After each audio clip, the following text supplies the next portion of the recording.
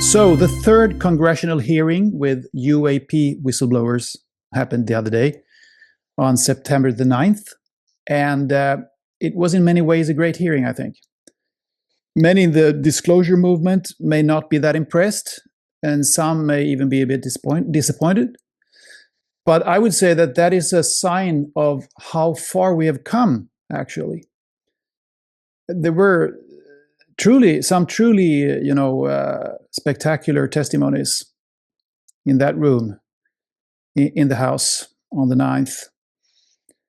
The most pivotal moment was arguably when Representative Eric Burlison showed that now famous video that he had got from an anonymous military source.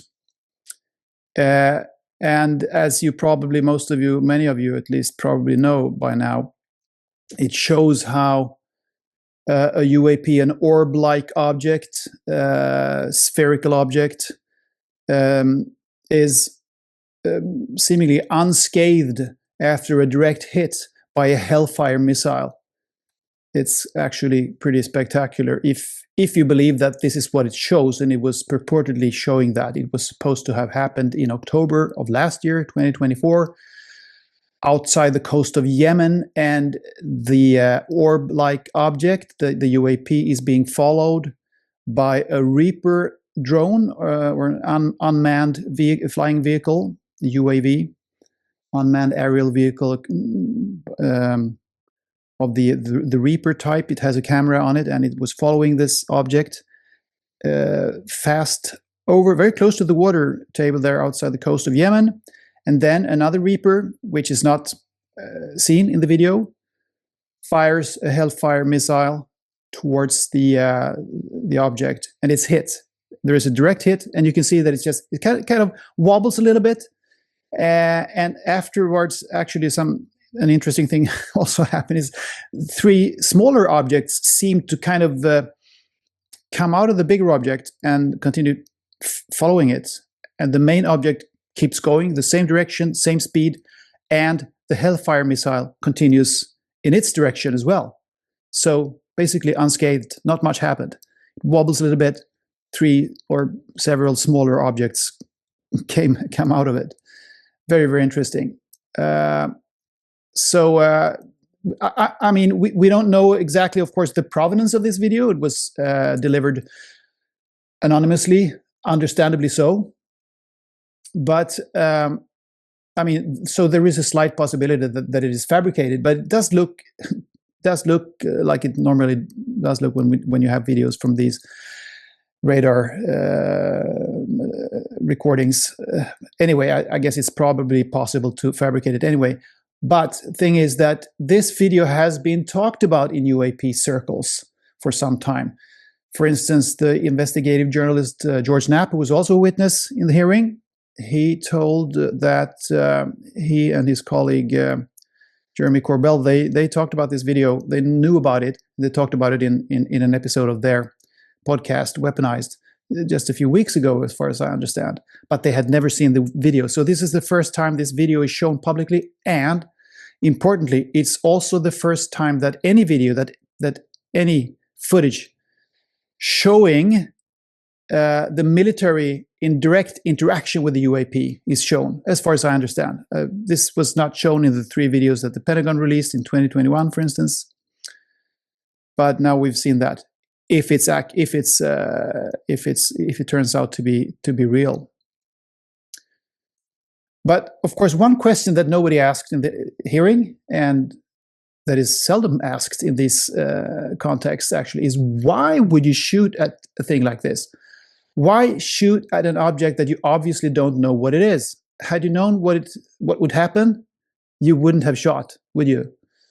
I mean, personally, I think it's quite upsetting that the military acts at all in a hostile way towards these objects, these UAPs, these phenomena that, as far as one can tell, have never caused us any harm or pose any threat to humanity.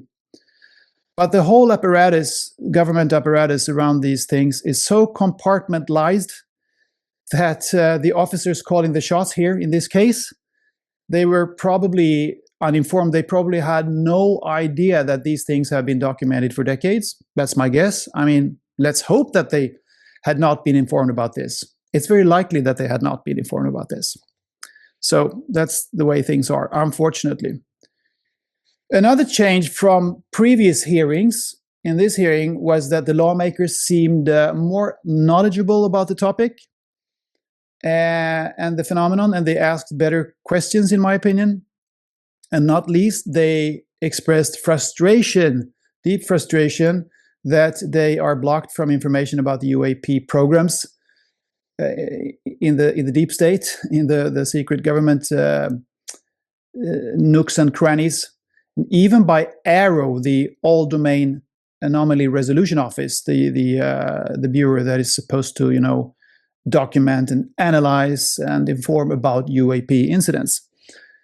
And speaking of ARROW, the chairwoman of the committee, Ana Paulina Luna, who is also heading the task force on the declassification of federal secrets, she called, at one point in the hearing, she called the former head of ARROW, Sean Kirkpatrick, a quote-unquote documented liar, and she said that she was going to subpoena him to the committee to testify under oath.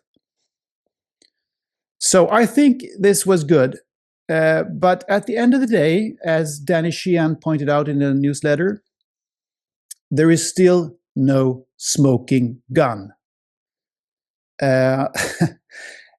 It feels as if that is what is now needed to get to the next level. It could be, a piece of craft built by non-human intelligence that is being displayed there in the room in the Congress, for instance. Perhaps biological material even, or at least verified photos of non-human craft or biological material beings. Now that's what everybody's waiting for. That, or an incontrovertible mass sighting somewhere over a city, some craft hovering over a city, or a landing. Right? Okay, that's all for now. See you next time. Bye.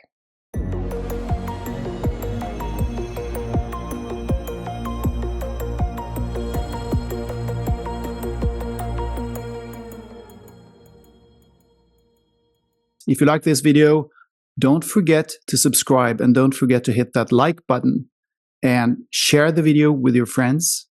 Please support the channel if you can. All the links are in the description box below. Thank you.